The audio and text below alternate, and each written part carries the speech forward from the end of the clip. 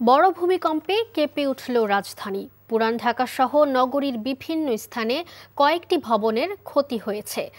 এক শিশু সহ 4 জনের মারা যাওয়ার খবর পাওয়া গেছে। ভূমিকম্পের উৎপত্তিস্থল নরসিংদীর ঘোড়াশাল। আবহাওয়া অফিস জানিয়েছে রিখটার স্কেলে এর মাত্রা ছিল 5.7। নিয়ামুল আজিজ সাদিকের প্রতিবেদন। স্মরণকালের ইতিহাসে তীব্র ঝাঁকুনি দিয়ে কেঁপে ওঠে শহর। উৎকণ্ঠা নিয়ে নাগরিকদের অনেকেই ভবন ছেড়ে ছুটে আসেন রাস্তায় এবং মাঠে। ঢাকার কয়েকটি বাজারেও ঝাঁকুনির পর মানুষ দিক বিদিক ছুটতে থাকে। ভূমিকম্পের মাত্রাটা এত বেশি হয়েছে, তখন শুধু ডুলতেছিলাম আমি। ভূমিকম্প হইলো দীর্ঘক্ষণ ধরে, মানে খুব আর কি বলবো, এখনো থরথর করে শরীর কাঁপতেছে। আমি কথা বলতে পারতেছি না, এত খারাপ লাগতেছে। আমার জীবদ্দশায় আমি এই এত বড় ধরনের শক পাইনি। পুরান ঢাকার আরমানিটোলা, স্বামীবাগ সহ বেশ কয়েকটি ভবন ক্ষতিগ্রস্ত হয়েছে বলে খবর পাওয়া গেছে।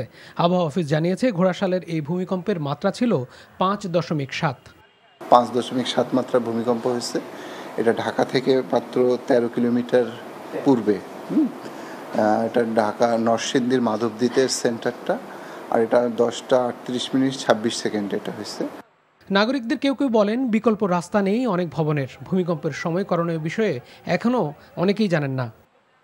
এদিকে ঢাকা টেস্টে আয়ারল্যান্ডের বিপক্ষে বাংলাদেশের খেলার সময়ও ভূমিকম্প অনুভূত হয়েছে। এ নিয়ে কথা বলতে দেখা গেছে ধারাভাষ্যকারদের। বারবার যে আমাদেরকে এই সতর্কবাণীটা দেয়া হচ্ছে, এইটাকে তো আমাদের আসলে বিবেচনায় নিয়ে প্রস্তুতিটা নেওয়া দরকার। এর আগে দেশের সিলেটের ডাউকি ও ভারতের মেঘালয়, আসাম ভূমিকম্পের উৎপত্তিস্থল ছিল। এবারই ঢাকার খুব কাছে এমন উৎপত্তিস্থল দেখা গেল। Niamul Aziz Sadiq, NTV news, Dhaka.